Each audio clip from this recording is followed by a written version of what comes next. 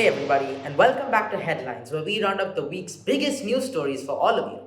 Our first story for today is about the coronavirus. Some updates for all of you. With the number of confirmed cases now well over 2.5 million, Oxford University trials for a vaccine are set to begin in a few days, and scientists say that there is an 80% chance of success. Lady Gaga and a group of other musicians took to the television and the internet to perform at a 6 hour long virtual concert, completely dedicated to raising awareness and celebrating COVID 19 workers and supporting the WHO. Artists including Billie Eilish, Lizzo, Stevie Wonder were aired on CBS, NBC, ABC, and YouTube during the concert, which was titled One World Together at Home. They even managed to bring on the longest living species of Beatle, Paul McCartney. He's like a gopher nowadays. Pops up once or twice in the year and then you never see him again. So kudos to them for bringing him out of hibernation.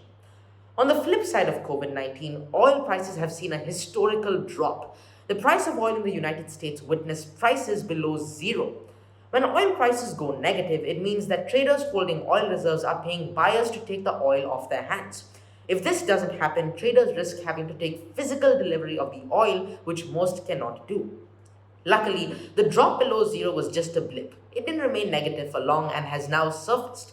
However, oil industries are still concerned about the lack of demand and are hoping that the situation warms up soon. In fact, a barrel of oil is still so cheap that even an empty barrel is worth more than one with oil in it. That's a first. What was once the world's most valuable resource is now cheaper than something that you would voluntarily give away. And now, some conspiracy theory news for all of you. Mobile phone masts are being destroyed amid pandemic theories that claim a link between 5G and the coronavirus. In the UK, at least 20 cell towers have been purposely damaged or destroyed over a 4-day period. There are three theories behind these incidents, but the most prominent theory is that 5G, a mobile data system that allows people to download music, videos, and browse the net at rapid speeds while they're away from Wi Fi, weakens the immune system, making people more susceptible to COVID 19. Evidence has been offered in the form of US maps, which allegedly show that cities with 5G coverage have been most affected by COVID 19 outbreaks. Now, where do these conspiracy theorists get an education from? WhatsApp University? Because clearly, simple logic is ignored. First, 5G coverage in the USA is located in cities which are densely populated, so obviously there's a higher chance for COVID 19 to spread in those cities. Second, in countries which don't even have 5G coverage, like Iran, there are still a huge number of cases. Anyway, these theories have been shot down by members of the British government, who say that the 5G accusations are, quote, stupid and dangerous. But another deeply concerning theory that's circulating the net right now is a video that is confirmed by sources to be of Hong Kong protesters bringing down a smart lamp post. However, the caption of this video states that the people are, quote, Wuhan residents tearing down 5G masts. Apparently, the user who posted this video onto Facebook claims that the Chinese are destroying the 5G poles as they know this is triggering the corona syndrome, and international news is not covering this. Again, though, this is a false and misleading theory.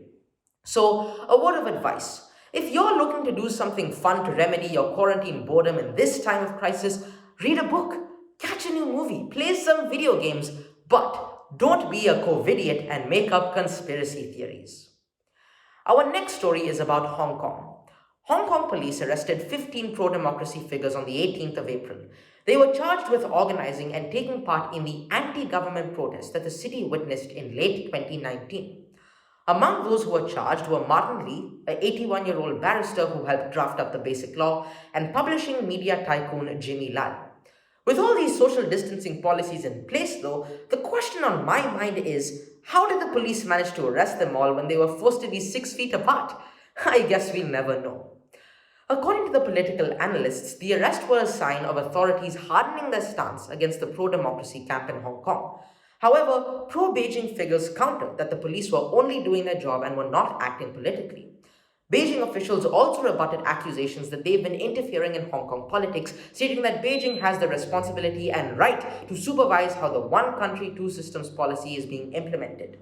Moving on to the one day in the year that everyone forgets about until we see notifications of it on Visco Instagram feeds. That's right, it's Earth Day.